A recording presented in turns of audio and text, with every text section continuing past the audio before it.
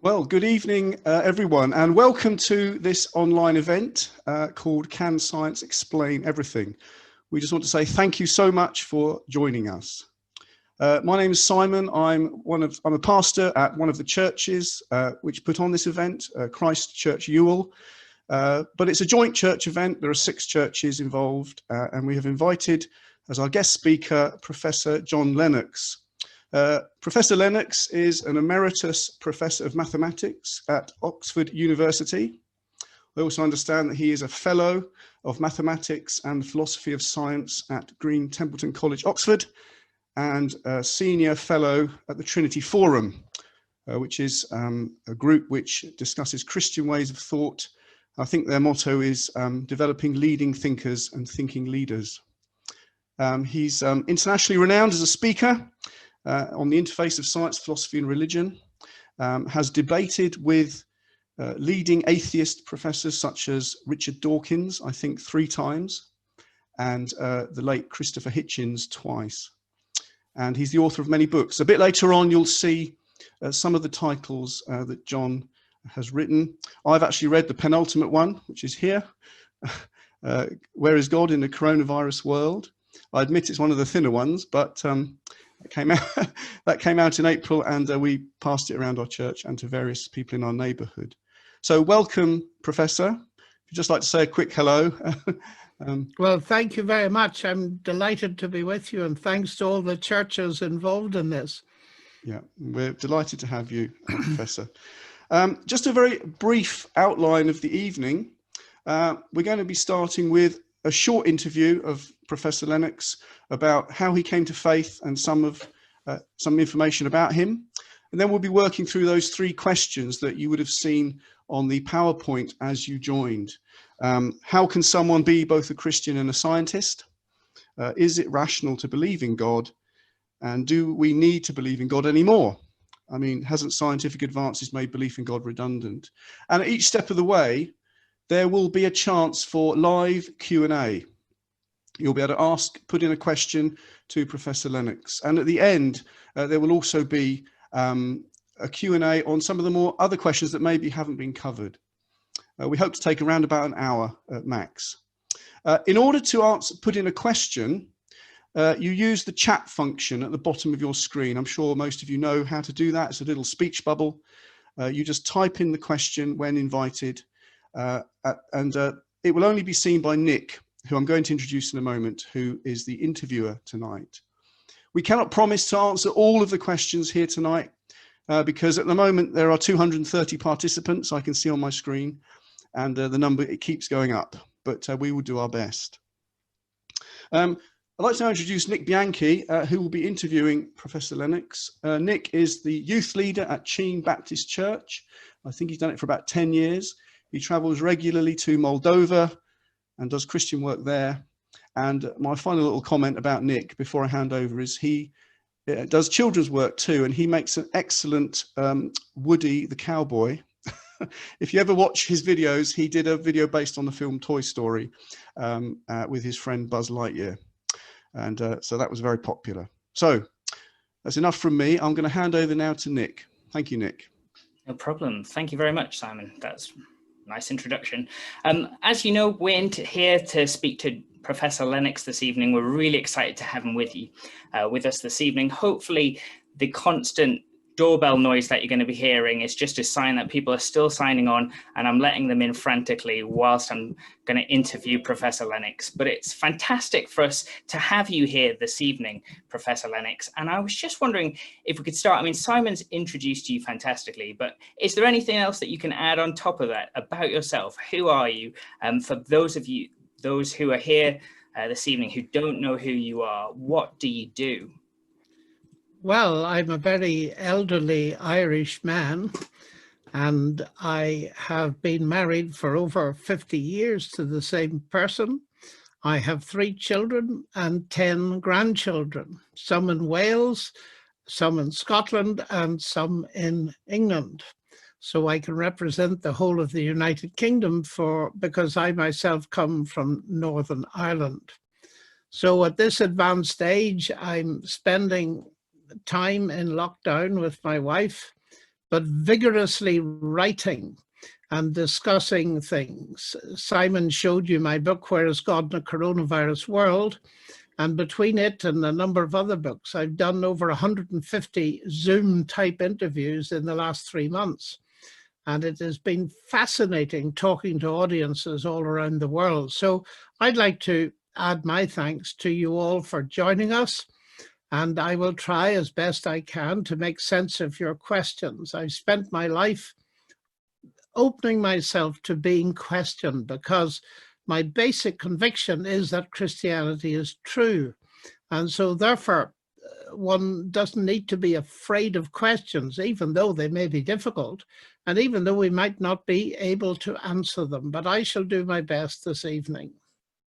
Well, we're very grateful that we are your 151st, or however many that you've managed to squeeze in. That is absolutely incredible.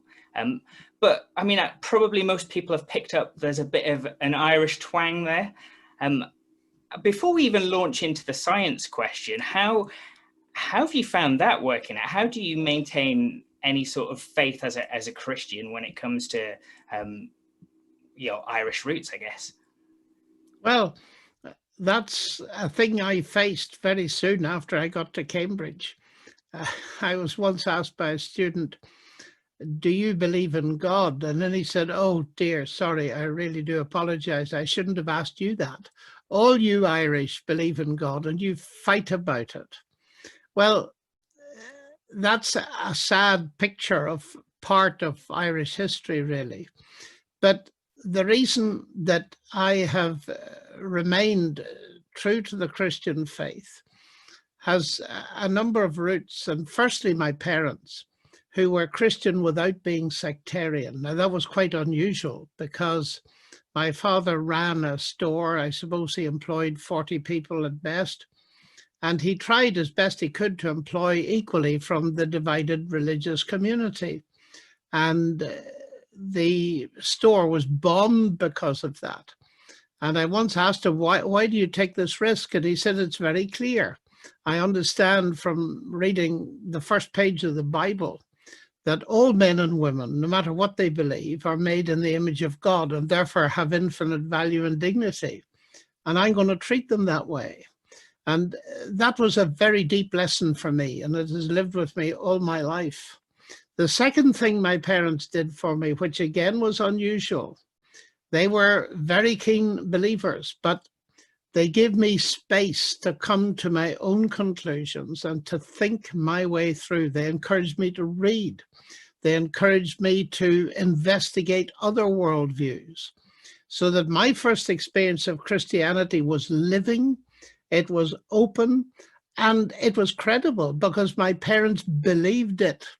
I can well remember my father on several occasions when he felt he'd perhaps been too hard on us, he would ask our forgiveness. And that got across to his children the fact that he believed in a standard that was both outside him and outside us. And it was deep impressions like that that made Christianity from the word go to be credible. And because he was a questioner, he really encouraged me to play Socrates, which I've been doing all my life, and asking all kinds of questions. So Ireland did a lot of good for me. And I'm just sad that people have so misinterpreted what Jesus taught as to take up weapons in his defense when he refused and told his disciples they weren't to do it. And I could go into that in detail, but it's a profound misunderstanding of Christianity. You do not promulgate truth by violence, especially if it's truth about forgiveness and peace with God and salvation and the things that Jesus promised to those who trust him. So Ireland has its dark side, but it has its very positive side. And it left me in that sense unscathed from a sectarian perspective, so that I didn't just leave Christianity the moment I left home, like many of my contemporaries. That's amazing. I have to just ask you though, We're mostly going to be focusing this evening on the question about whether science can explain everything, what the big deal is with science and faith, and where that disputes come from in some sense. But I'm just wondering, how many letters do you have after your name currently? Oh, I don't know, but too many for a tombstone. Amazing. Well, I think lots of people are here because they're really interested in your perspective on some of these big questions. And so let's just launch straight in with probably one of the biggest ones that people might have that they'd perhaps like to ask you. And that is, how can you be both a Christian and a scientist? How can you hold those two things as being something compatible? Well, I don't find it difficult at all.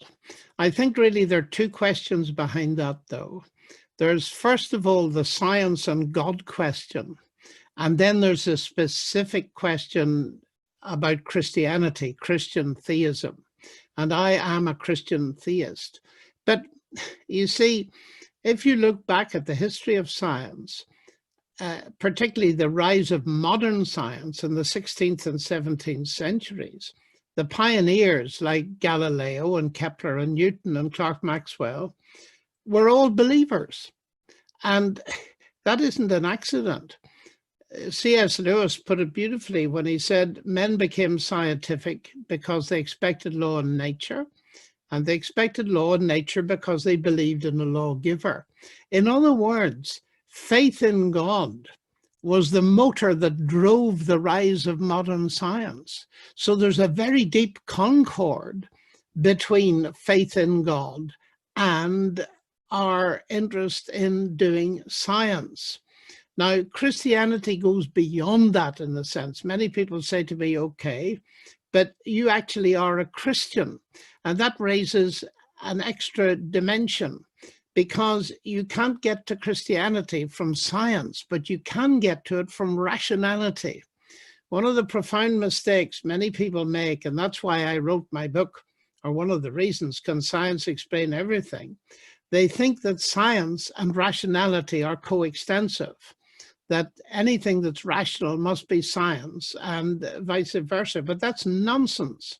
Science is powerful because it asks a limited number of questions. But the most important questions of all, the natural sciences cannot even attempt. And one of those is meaning. Where do we get meaning in our lives? And what I often say to people is, we've got to realize that explanation in a scientific sense is only one kind of explanation. Let me illustrate that very briefly. Why is the water boiling? Well, because heat is being transmitted through the base of the kettle and is agitating molecules of water. That's why it's boiling. Well, yes, but it's boiling because I'd like a cup of tea. Now, you see, there are two very different kinds of explanation of the same thing. One's the scientific one. Another is an explanation in terms of my volition, my agency. And in fact, it's that second explanation that's the most important one outside the laboratory. People have been enjoying tea for thousands of years before they knew anything about transmission of heat. And what is so important for people to see is those two explanations do not conflict. They go together, they complement each other. They're not at war with each other. So the science explanation and the God explanation no more compete, let me put it this way, than Henry Ford competes with the law of internal combustion as an explanation for a motor car engine. They're complementary explanations. And a great deal of the heat would be taken out of this if people realized the difference between the two kinds of explanation. And I'm often amazed when people say, how can you as a scientist believe in God? They clearly don't know that between 1900 and 2000, 100 years, 65% of all Nobel Prize winners believed in God. There is a deep concord. So I'm not embarrassed about being a Christian and a believer in God and a practicing scientist. Now, Christianity adds other questions, because one of the central reasons I am a Christian, is I believe as a scientist, as a rational person, that Jesus rose from the dead. And some of the people watching us might want to ask questions. How is that possible? Hasn't science proved that miracles can't exist? And I deal with that in the book. But that's my first approach to that question. That's really helpful, thank you. And I think, again, I just want to highlight to everybody who's listening at the moment, there is a chat function at the bottom of your screen, and you can type me a question under the Q&A, and we'd love to filter some of those questions to Professor Lennox. So, Professor Lennox, already somebody's asked the question, how can Christian scientists contradict the ways of the Christian church? I don't understand the question. Yeah, we might need some clarification from the person who asked that question. So if they could come back to us, and we'll try and expand that question a little bit more. Yeah, if you guys could just make sure your questions are nice and clear when you ask them, that'd be really helpful. But Professor Lennox, obviously you're an expert in your field. You've been dealing with a lot of these questions over many years. And one of the things you touched on was about, I guess, belief in God and how you believe it's rational. But that is, I mean, that's a huge question in and of itself. So how do you think it's rational to believe even that there is a God out there in the first place? Has science shown that to be otherwise? Yes, I understand the question. Well, what we need to ask here is it rational to believe anything? Why do we believe things? Well, the short answer to that is, if we've got any sense, we believe them, and we only believe them if we've got evidence for them. And you see, it's not simply faith in God that's at issue here. It's faith in lots of other things. Some people might believe that England's going to win the World Cup, and you can ask them, well, what are the grounds for your faith? So if we ask the faith question, there are two things here. First, we say faith in what? What are you talking about? Because the trouble is, in English and in other languages, the word faith has two meanings. It can mean religion, as in the Jewish faith or the Muslim faith or the Christian faith, but it can also mean my faith and your faith, my subjective belief. And in most conversations, those get mixed. So when people talk to me about faith, I say, faith in what? What are you actually talking about? Now, is it rational to believe in God? Well, first of all, are there any grounds for believing in God? And I think that there are, because the whole of the successes of the scientific endeavor give me very strong grounds for believing in God. That is the very fact that we can do science. Think about it for a moment. What do we need to believe in to do science? Because all scientists are people of faith, not faith in God necessarily. But as Einstein once pointed out, he said, I cannot imagine a scientist without that faith. He meant faith in the intelligibility of the universe. That is faith that we can do science. Now, that has to precede science. I have never met a scientist who hasn't started by believing science could be done. Otherwise, we'd never do it. But why would you believe science could be done? What would be the grounds of that? Well, I mentioned earlier that the grounds for believing science could be done for Newton and Kepler and so on were biblical. They believed that this was a creation. That gave them grounds. So that's my first rational ground for believing in God, is because I'm a scientist. Now, there are many other grounds, and we may split them up into different kinds. There are what I call objective grounds, like the one I've just given. But then there are subjective grounds and historical grounds, particularly in my case as a Christian associated with Jesus and what he did, his life, death, and resurrection, and so on. And then there's the fact that I believe there is evidence that the Christian faith actually works. that if we take Christ seriously and trust him, then certain things happen in our lives. All of those things, to my mind, are grounds not only for believing in God, but believing in Jesus Christ. What am I saying here? I'm saying when anybody uses the faith word, you say, faith in what? And then you say, what are the grounds for your faith? And we all know how important that is. Many of us, I suspect, who are in on this Zoom call tonight may have had to approach a bank sometime to borrow money for a house or something like this. And the bank manager will look for grounds to trust you. You can be absolutely sure. You can't get away with saying, oh, just trust me. I'm okay. Just have faith in me. You say, look, that's no good. What grounds can you give me? How much do you earn? How much can you pay off a mortgage and so on? We're familiar with this. And the problem often is that Christianity is misrepresented by people like Richard Dawkins, that they talk about faith and they define it as believing where there's no evidence. That's not faith, that's blind faith, and it's very dangerous. So what I'm talking about is what the Bible talks about, what Christ and the apostles talks about, and that's basing your faith on evidence. If there were no evidence, I wouldn't believe in God or Christ at all. Brilliant. Thank you. The questions are actually just rolling in now, so I'm sure we can keep you busy all evening if you wanted to. But you just mentioned there about Richard Dawkins and some of the atheists involved. And just an interesting question, which is a kind of a personal question, I guess, but somebody's asking, is there any part of the Christian belief system that you personally find hard to believe, or any part perhaps of the atheist arguments that you find compelling? Well, I haven't found atheism particularly compelling. I found Christianity very compelling, but the hardest question that both face is the problem of suffering and evil. That's the really hard question.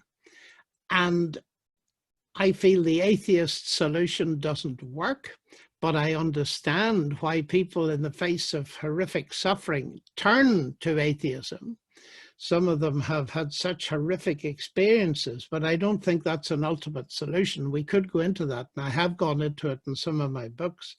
The Christian solution is a very deep one, and it tells us about a God who suffered, which is a very difficult concept to get your head around, and it points to a cross. And in that sense, we have to wrestle with these things, because, let me put it this way, that question is hard because it comes from two angles. There's the perspective of the person who is actually suffering, and there's the perspective of those people who are watching the suffering. And we got to remember that it's not simply an intellectual question, it is a pastoral question. And that's been very obvious during COVID-19 at the moment, during the pandemic. And the reason I wrote my book, Where is God in a Coronavirus World, is because I think that is the hard question. And it's hard for Christians, but it's equally hard, in fact, even harder, I believe, for atheists. And I tried to outline that in detail in that short book that you mentioned. Thank you. Professor Lennox, I think it would be helpful for us to touch on the topic of evolution, if that's okay. So I have a number of questions. I'll kind of try and group them together a little bit so you can give some thoughts on some of these. But the general question goes along the lines of, should Christians accept evolution as fait accompli? What is your thoughts on it? What do you say to people who say things like the existence of dinosaurs and fossils disprove the existence of God? Where do you stand on, I guess, the evolution Christianity debate? Well, the first thing to ask is, what exactly do we mean by evolution? Now, I'm not a biologist, but I've read a great deal of biology because, of course, we make this objection all the time. What Darwin observed the variations in finch beak lengths and this kind of thing, that's totally non-controversial.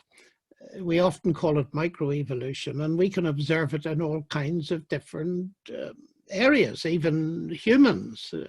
Look at us all here. We don't look the same because there's been mutation, there's been selection, and it does something. But as a mathematician, I'm afraid we have a bit of a track record of skepticism here. And the difficulty is now, Nick, that this has become a very complex thing, because you're referring, I presume, to Darwinian evolution. Now, there was a big conference at the Royal Society a couple of years ago, because a number of leading figures, very bright people in biology, have come to the conclusion that the Darwinian neo-Darwinism does not deliver. It's not sophisticated enough, it doesn't deliver, and it needs not to be refined but replaced. And it's being replaced by a biological development called systems biology. Dennis Noble is one of the drivers of this.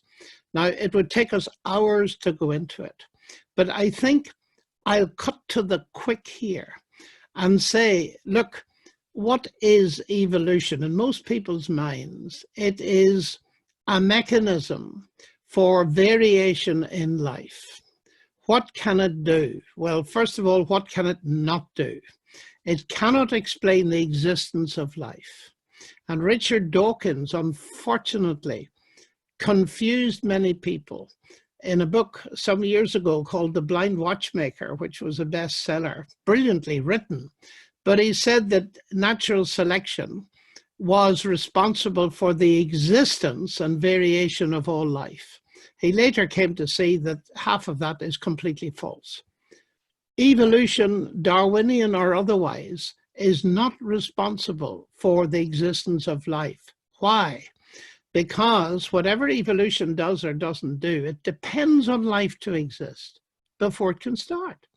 So it cannot explain the existence of life. Now, as a mathematician, I'm extremely interested in the origin of life, because the human genome, which is a very sophisticated thing, much more sophisticated than even Cricket Watson thought, it contains information, a great deal of information that has to do with the structures of the organisms and so on. Now, the human genome is the longest word we've ever discovered.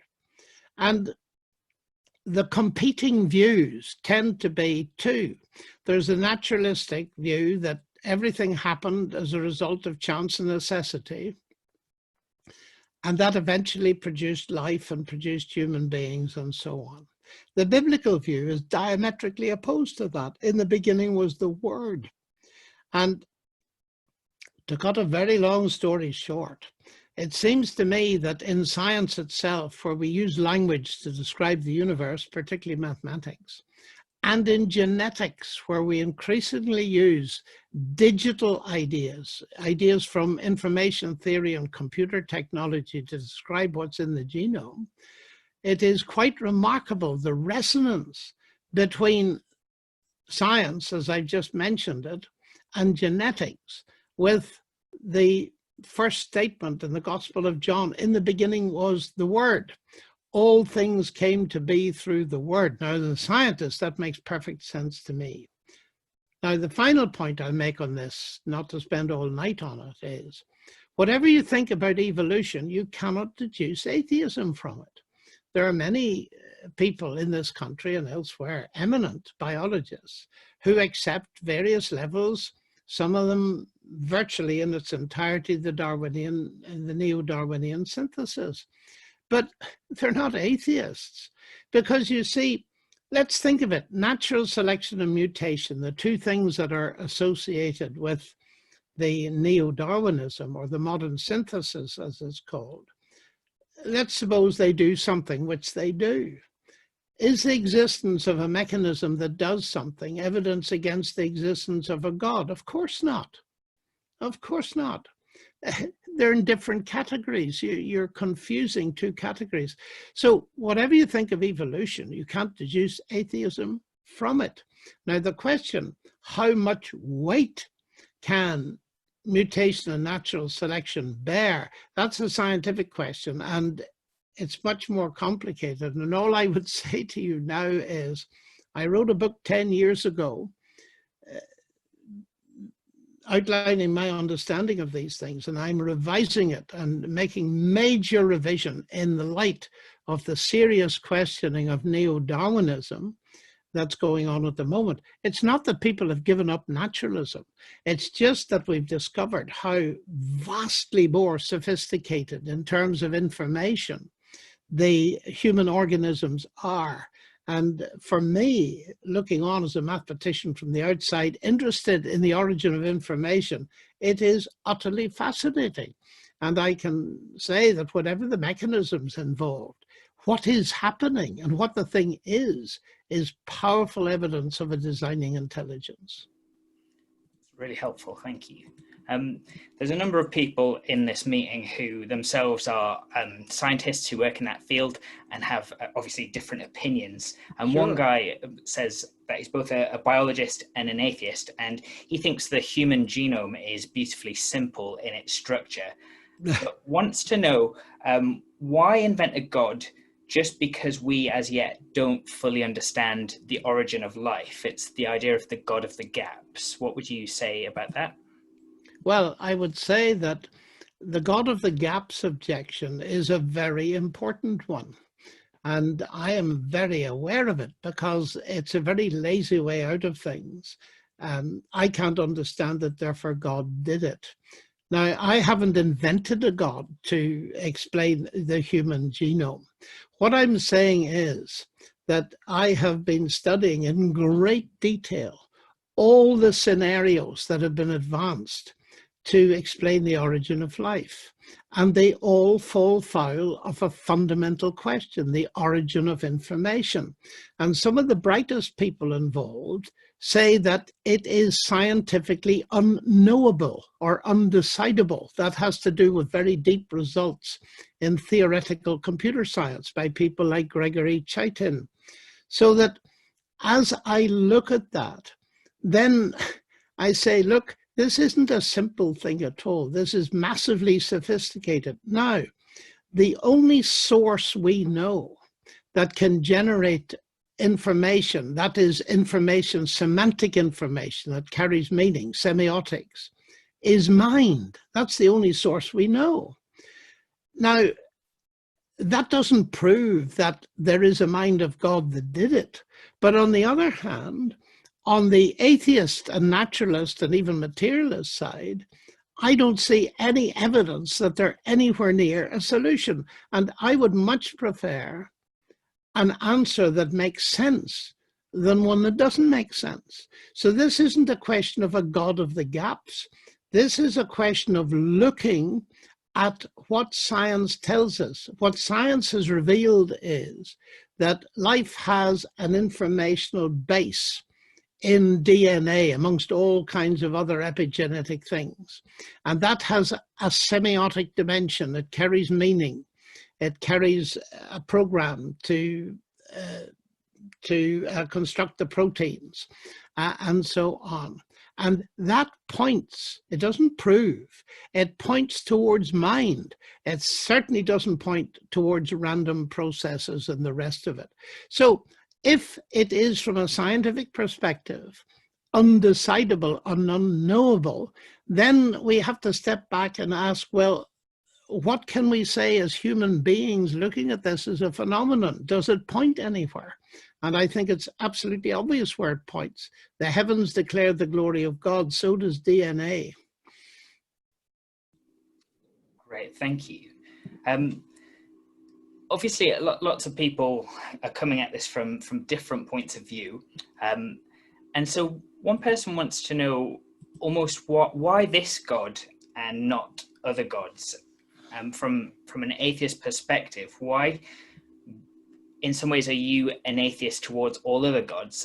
Why have you chosen this one? Does this one just conveniently, do everything that you need him to do. No, it's not that. You see, this is the Freudian objection. And the difficulty that many people don't realize is that it's two-sided. It's a two-edged sword, because people often believe in evolution as an evolution of the gaps. And they believe in atheism because they don't want to face the consequences of the existence of God. The point is, we need to discuss evidence on both sides. It's not a question of finding a God who does what I need God to do. It's a question of seeing whether there is any strong evidence for the existence of God himself. But the question is extremely important. Often when I've given a lecture on science and God, somebody will say, but you're a Christian. I can see that you can read off some evidence for a designing intelligence, but why Christianity? And that is a perfectly valid question. You have to go beyond science for that. There are two other rational, let me emphasize, disciplines. First of all, there is the discipline of history. And secondly, what I'll refer to as psychology, human experience. Now, Christianity is tied into history, and we can get at history. And it is amazing what people, even atheists and agnostics, have concluded about the reliability and authenticity of the statements about Jesus that we read in the New Testament. And therefore, I investigate starting there. Why do I do that? Well, because historically, Christianity has made a remarkable dent. Well, dent is not the right word. It has left a colossal legacy in our world. Where did our universities come from? Well, I studied at Cambridge and at Oxford. And Oxford has a motto in Latin, Dominus illuminatio mea, the Lord is my light. Most of the great universities of the world were Christian foundations. Why? Because the Christians in those days were thinkers. They weren't the kind of people that Dawkins described as empty-headed. They were the top thinkers.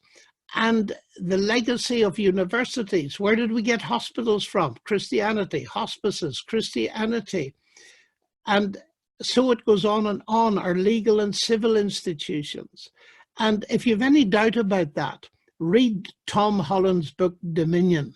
Tom is not coming from a Christian position, but he suddenly realized that he owes everything not to the Romans and Greeks, but to Christianity. There's a vast amount in our world that we take for granted in terms of human rights and all of that, that stems from Christianity. That alone makes it worth investigating. But then you come to its central claims, that Jesus Christ claims that he is God incarnate. Now that's a staggering claim, and you need big evidence for it. And I believe that evidence exists. Now, I haven't time on a program like this to go into it in the detail, but if you really want to know what I think about it, it's in many of my books, because I feel it's important to show that there are rational grounds for it. So I came to believe that Jesus rose from the dead and that he's the Son of God. But not only that, one of the biggest evidence to me that makes me a Christian is that Jesus Christ offers me something that no other philosophy or religion does. There's no competition. He doesn't compete with anybody else, because nobody else offers me forgiveness, peace with God, a certain hope for the future, a power to live my life, and all of that. And I know it's real. You see, let me put it this way. I work a lot with students and have done all my life. And many a time I've met a student who's at her wit's end, and then perhaps see them 6 months later and they're radiant. And I say, what's happened to you? And they might say, well, I became a Christian, or I met Jesus, or I was born again, or whatever. But you discover that drug addiction's gone. There's bread on the table instead of alcohol. There's new relationships. There's getting it all together. And when you see that again and again and again associated with trust in Christ, you add 2 and 2 and you get 4. And the ultimate reason why I'm a Christian is not only intellectual, but it's because it works, because it's real. And in my family, with my wife and my children, we find the integrating factor in our lives is that we got a reference point that's outside all of us, to which we can refer. We've got a living Lord. God is not a theory, he's a person. And all of those things. And let me put it this way, it's a cumulative argument. We could go into any of these things in particular. And of course, you've got to decide. Not all religions can say the same thing. Their own proponents say that. I can illustrate that easily for you. I've got friends in most religions. My Jewish friends tell me Jesus died, he didn't rise. My Muslim friends say that he didn't die. I say he died and rose. Those 3 things cannot be simultaneously true. And so you have to investigate the evidence. So what I'm saying is my transition, if you like, or transition from theism, believing that there is a God, to Christianity is evidence-based, but it's evidence that's much wider than anything that the natural sciences can deliver.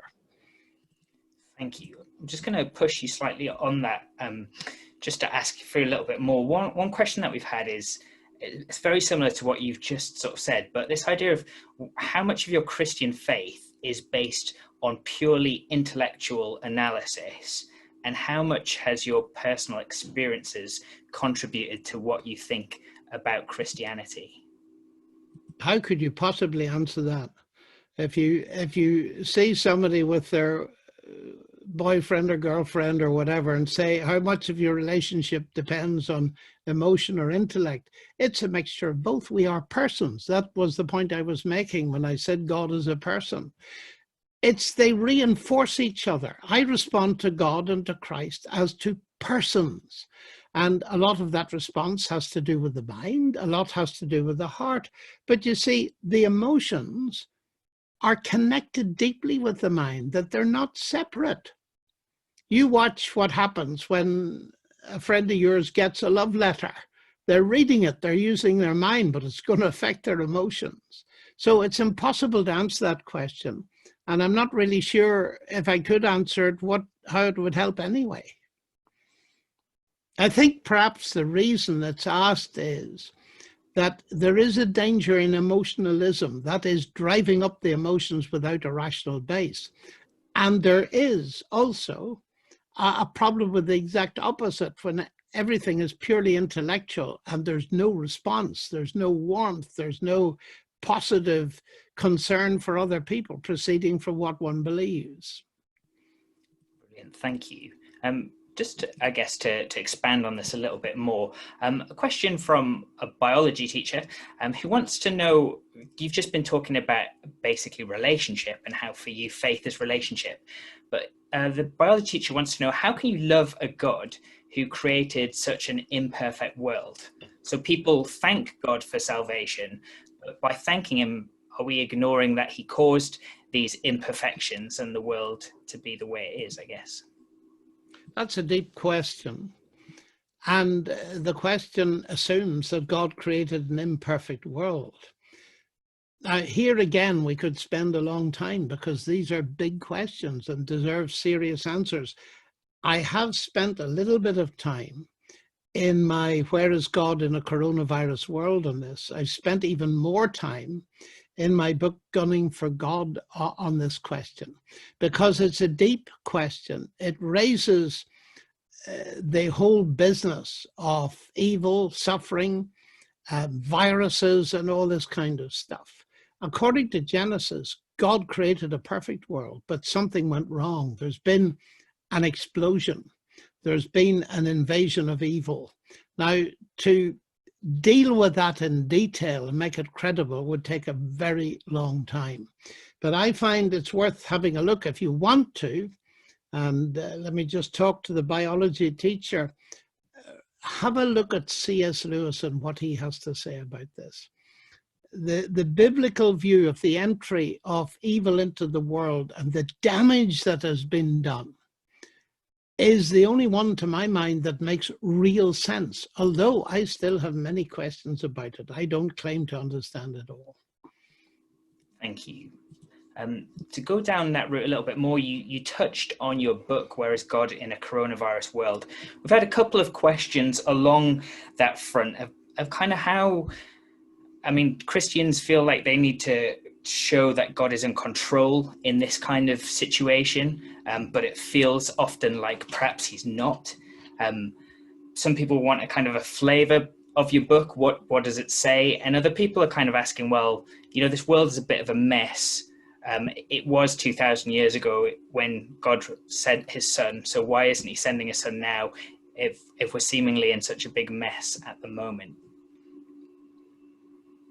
It's hard in a way to give you a flavor of the book, apart from saying this, that I wrote it because I'm aware the coronavirus raises these questions. And what I tried to do in it is to look at the problem through different lenses. One is the lens of atheism, and to say, okay, this shows that God doesn't exist, and to pursue that.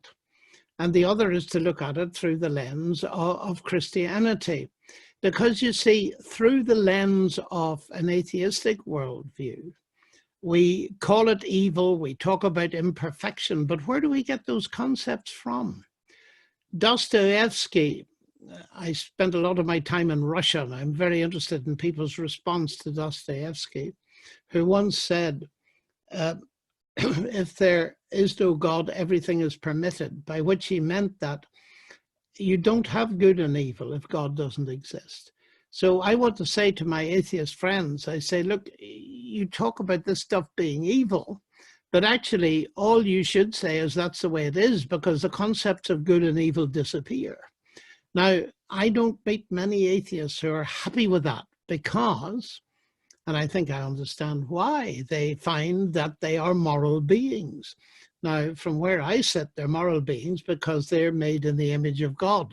Morality is one of the things that shows the image of God in human beings. So following the atheist line, it doesn't even make sense of the problem. Now, it doesn't solve the problem except in a superficial sense. If someone said to me, look, I don't believe in God, we just have to accept it as it is, it's a mess, I say, you can take that view, absolutely. But I said it doesn't solve the suffering. But if your view is atheistic, you've removed something. You've removed all possibility of hope. Now, I'm a Christian. I have a huge problem with this stuff, but I have got hope.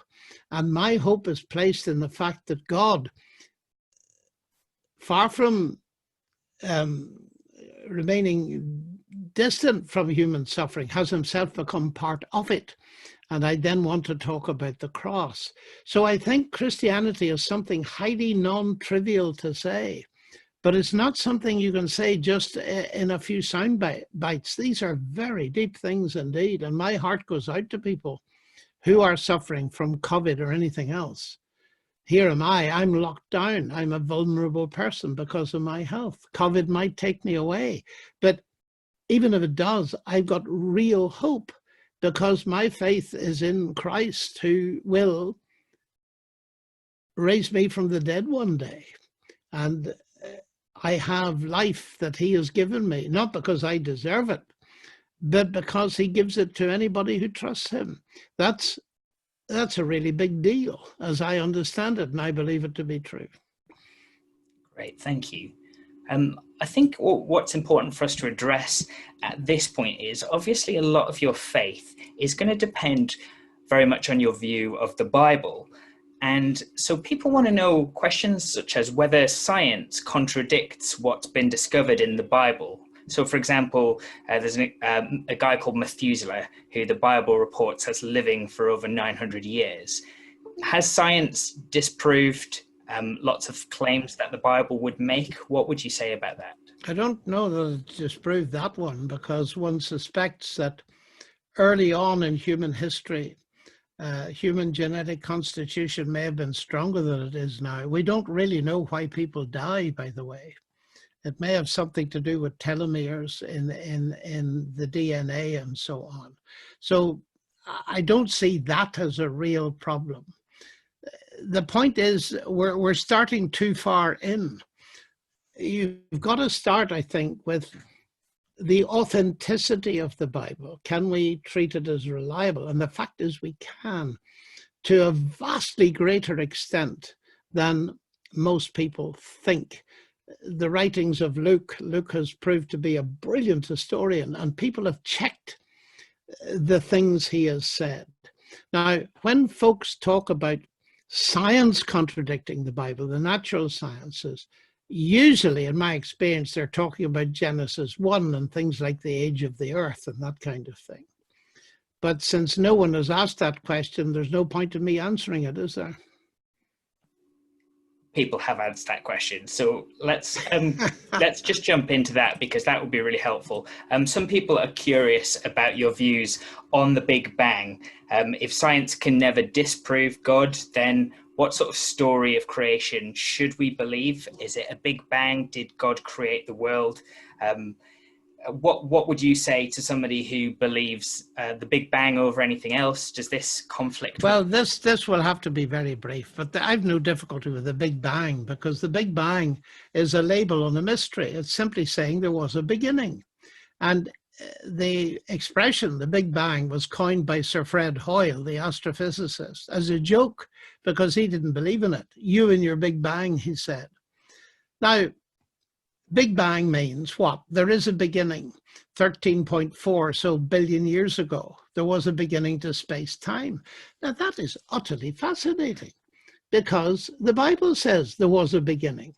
Now, why is that interesting? Because for centuries, the general intelligent world didn't believe in a beginning, because they went with Aristotle. And I'm old, as you see, and in the 1960s, when evidence came in from the microwave background of the recession of the galaxies and the expansion of the universe, that there appeared to have been a beginning. And actually, the suggestion was made by a Belgian priest, Georges Lemaitre. It was resisted in England. Amazing. The editor of Nature said something like, we mustn't go down this route of believing in a beginning. Why? Because it'll give too much leverage to people who believe the Bible. One of the biggest results in astrophysics in the 20th century was initially resisted by the Academy in England because it confirmed the Bible. Now, I think that is absolutely astonishing. Here we live at a time when science in general confirms the fact that there was a beginning to space-time. That's point number one. But what people object to is they have read somewhere that the Bible claims that the earth is very young and was created in 7 days and so on, and that science has disproved that. Well, it looks like that until you read it really carefully. And let me give you the very short answer to this. I've written a whole book on this topic, by the way. 7 days that divide the world, for those of you who want to follow a pretty detailed outline of thinking on the Genesis story and science. But the simplest thing to say is this. The initial statement in the Bible is, in the beginning, God created the heavens and the earth. There then follows a sequence of days. Each of them begins with the phrase, and God said, and God said, and God said, and God said. Now, the interesting thing is that the first 2 statements in Genesis are written in one Hebrew past tense, and the sequence of days in another Hebrew past tense. And I have asked Hebrew experts, and they tell me that the first tense of the initial statement in the beginning is telling you that these events occurred at an indefinite time before what follows. So when did the creation begin according to Genesis? At an indefinite time before the sequence of days. So when was that? It doesn't say. So I haven't the slightest difficulty in going along with the astrophysicists who say it's 13.4 billion years. It may be a bit more, it may be a bit less, it may be a lot more, it may be a lot less. But the crucial fact is there was a beginning. It's that it happened rather than when it happened that's very important. But Genesis is so careful in its grammar that it leaves open all kinds of possibilities. No matter what you believe about the days, that doesn't prove that the earth is necessarily young. And there goes one of the objections that so many people unnecessarily make.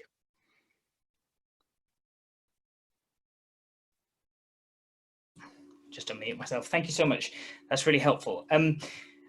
There are still questions pouring in, and I'm aware that our time is eking away. So I'm just gonna ask one more, and I just want to apologize to everybody who's been asking questions. If we haven't got round to answering them, I am very sorry. That wasn't intentional. I'm just trying to flick through so many of these questions, and it's been brilliant that you've all been asking away. But somebody wants to know, how does one come to terms with the notion of a personal God that knows and cares about you individually?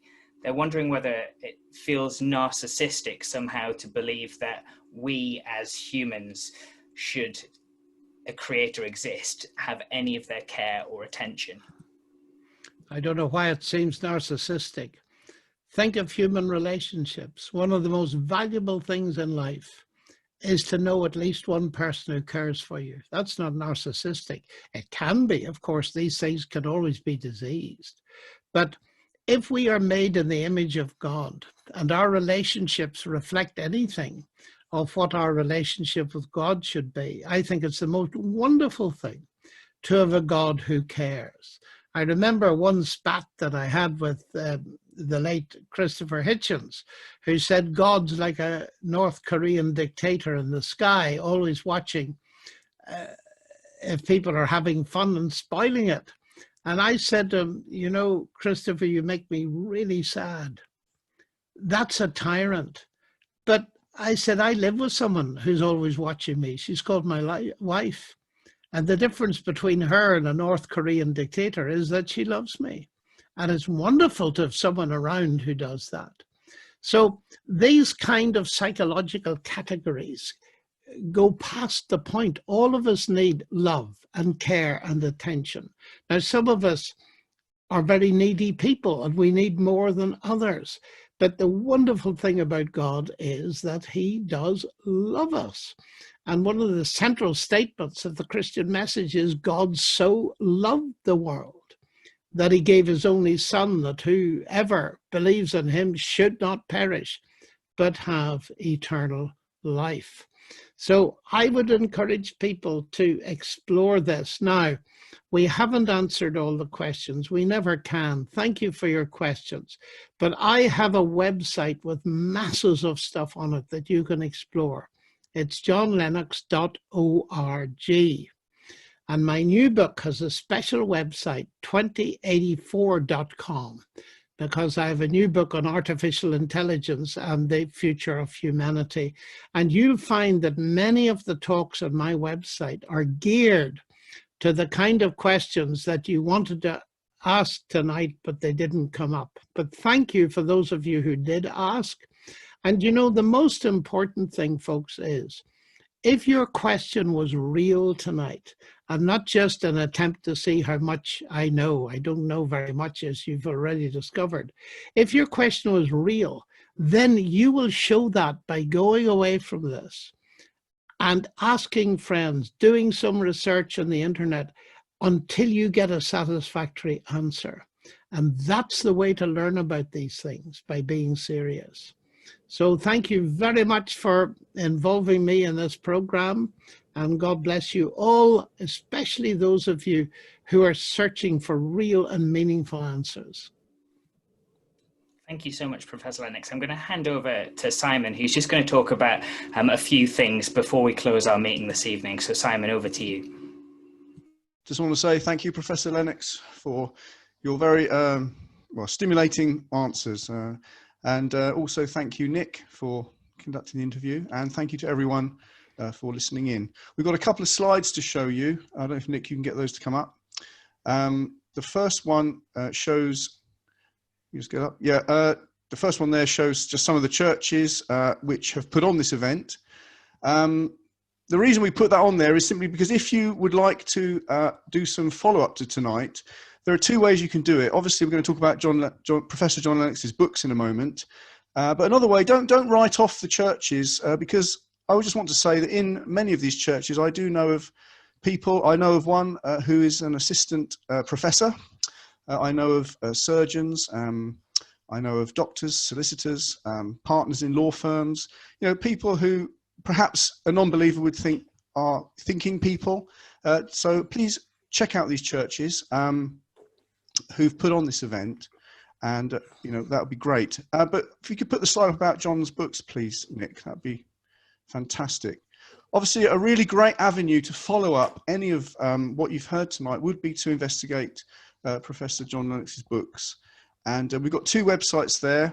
The website that Professor John Lennox mentioned, johnlennox.org. I've been on there and had a good look around. It's got some very interesting things that would follow up what's been said tonight. And also the Good Book Company, goodbook.co.uk, has these various books. And the latest one that Professor Lennox has written is 2084, which is about artificial intelligence and the future of humanity. So that concludes our evening for tonight. And thank you everyone again for attending. And I really trust that you would do some investigating and some exploring further. Thank you.